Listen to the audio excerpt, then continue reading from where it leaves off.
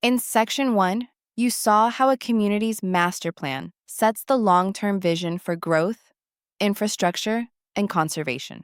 Zoning is the day-to-day legal tool that turns that vision into specific, enforceable rules on individual parcels. Think of the master plan as the map and zoning as the turn-by-turn directions. Local governments exercise zoning under their police power to protect health, safety, and general welfare, and to keep incompatible uses apart so neighborhoods can thrive. While private ownership confers broad rights, zoning narrows those rights where necessary, so homes are not overshadowed by smokestacks, schools are not choked by truck depots, and floodplains are not paved without mitigation. Police power, eminent domain, and the owner's bundle of rights. Police power regulates how land may be used. Eminent domain acquires land outright for a public use with just compensation. If a city zones a corridor to limit building height near an airport, that is police power, and no compensation is owed so long as the regulation is reasonable and uniformly applied. If the same city needs land to extend a runway, it must condemn and pay the owner fair value through eminent domain. Owners sometimes feel regulation takes value, but courts distinguish between reasonable regulation and a compensable taking. When regulation goes too far, such as eliminating all economically viable use, compensation may be required, but routine zoning that advances health and safety does not trigger payment. What zoning ordinances do. A zoning ordinance is the local law that assigns every parcel to a district and states what may be built and how it must be built. The ordinance implements the master plan by controlling land use categories, building form, and site layout. It addresses where homes, shops, offices, farms, and factories may go, how tall buildings can be, how far they must sit back from lot lines, how many parking spaces are required, what architectural or signage standards apply, what must happen on sites with flood hazards or steep slopes, and how projects proceed through permitting and inspection. To be valid, the ordinance must be clear, non-discriminatory, and reasonably related to public welfare. Local building departments enforce these rules by reviewing plans, issuing permits, and inspecting construction before issuing a certificate of occupancy. Common zoning districts and how they work in practice. Residential zoning confines land to dwelling use and often subdivides by density. Low-density single-family districts might require larger lots and wider setbacks to preserve privacy and neighborhood character. Medium and high-density districts allow townhomes, condominiums, and apartments, typically near transit and services. These districts use lot area per unit standards, height caps, open space minimums, and parking ratios to calibrate intensity. Imagine a subdivision where lots must be at least 8,000 square feet. Homes are limited to 2 stories, and garages must be set back behind the front facade. Those rules preserve light, air, and a cohesive streetscape. Commercial zoning places, retail, offices, services, hotels, and entertainment, where access and visibility are strongest, and where traffic impacts can be managed. A neighborhood commercial district might allow small storefronts and offices serving nearby residents with strict limits on hours, lighting, and deliveries, while a regional commercial district along a freeway might accommodate large shopping centers, theaters, or hotels with taller buildings and shared parking. Industrial zoning separates heavier activities that generate noise, odors, vibration, or truck traffic. Light industrial districts typically permit enclosed manufacturing, assembly, labs, or distribution with performance standards on noise and emissions, while heavy industrial districts might allow outdoor storage or more intensive processes farther from homes and schools. Many towns create industrial park overlays that cluster compatible businesses and share infrastructure. Agricultural zoning reserves land for crops, grazing, and related uses. It often uses large minimum lot sizes, limits on non-farm dwellings, and setbacks for barns or corrals to protect working lands and reduce conflicts with suburban neighbors. This helps retain local food production and open space while limiting scattered residential sprawl. Public and civic zoning covers parks, greenways, libraries, schools, wastewater plants, and government buildings. These districts ensure essential community services have long-term space and buffers. Planned Unit Development, or PUD zoning, is a flexible tool that entitles a whole tract under a single plan. Instead of rigid one-size rules, a PUD trades tailored standards for superior design, mixed uses, integrated open space, pedestrian networks, and coordinated phasing. A PUD might combine townhomes along greenbelts, a neighborhood retail node, a school site, and a small business park, all connected by trails and complete streets. In exchange for flexibility, the developer commits to an enforceable plan that matches the master plan's goals. Beyond districts, the fine-grained controls. Zoning also regulates building height, setbacks from front, side, and rear lot lines, and how much of a site may be covered by structures, often expressed as lot coverage or floor area ratio. Density standards cap the number of dwelling units per acre to match infrastructure capacity. Design standards may require front doors and windows facing streets, articulated roof lines, screened rooftop equipment, and compatible materials to promote walkable, attractive blocks. Sign codes limit size, location, and lighting to reduce clutter. Overlay districts add extra rules where special conditions exist, such as floodplain overlays that require elevated finished floors, hillside overlays that limit grading, or historic overlays that require preservation of original facades. How zoning is administered and adjusted.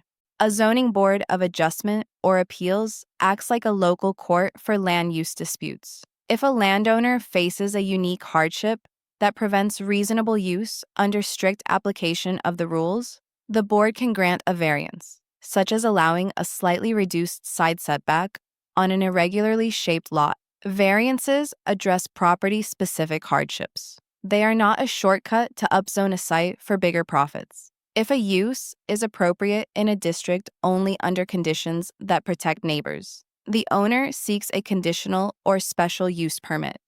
For example, allowing a daycare in a residential district with limits on enrollment, hours, drop-off circulation, and fencing. If the proposal would change the underlying district itself, the owner petitions for a rezoning. That process requires staff review, neighbor notice, planning commission recommendation, and a public hearing before the governing body votes. Applicants typically present a site plan, traffic study, utility letters, drainage reports, and a narrative showing consistency with the master plan. Projects that align with adopted plans and mitigate impacts stand the best chance of approval. Non-conforming uses and structures arise when the rules change after a property is established. A corner grocery in a district later rezoned purely residential may continue operating as a lawful non-conforming use.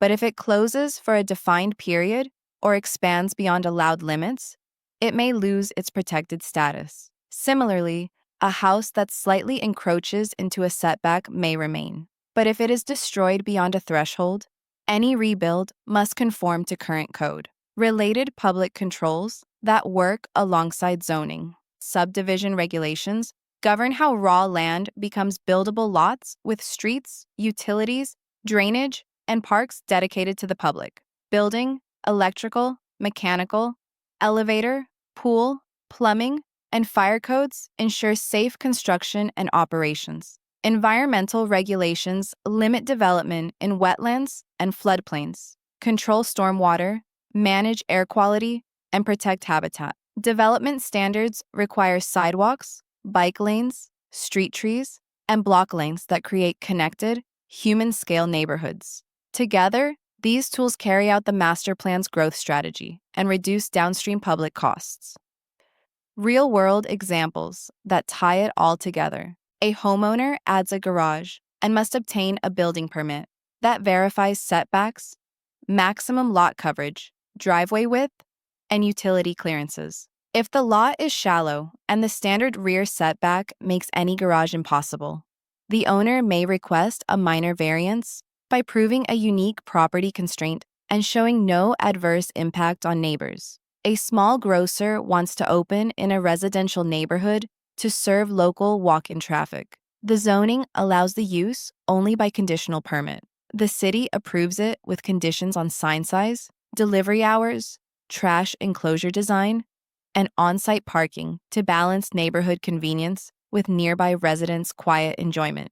A logistics company seeks to rezone farmland to light industrial to expand a distribution hub near a freeway. Staff and the Planning Commission weigh jobs and tax base against increased truck trips, noise, and potential impacts on a nearby school. The applicant revises the plan with wider buffers, sound walls, restricted truck routes, off-peak delivery windows, and a trail connection. The governing body approves because the revised plan now advances the master plan's employment goals while mitigating impacts. Quick quiz.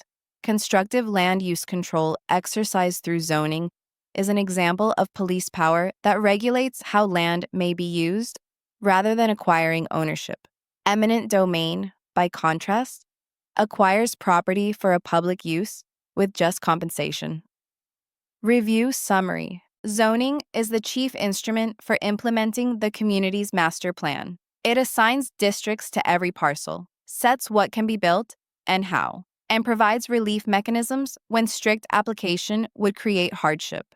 Districts such as residential, commercial, industrial, agricultural, public, and flexible PUDs organize compatible activities and align intensity with infrastructure. Fine-grained standards on height, setbacks, coverage, density, design, parking, and signage shape the built environment block by block. Administration through permits, inspections, variances, conditional uses, and rezonings keeps the system responsive while preserving fairness and predictability.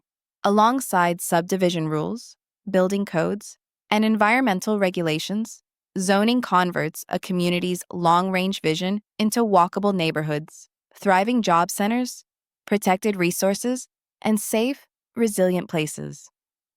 Closing remarks.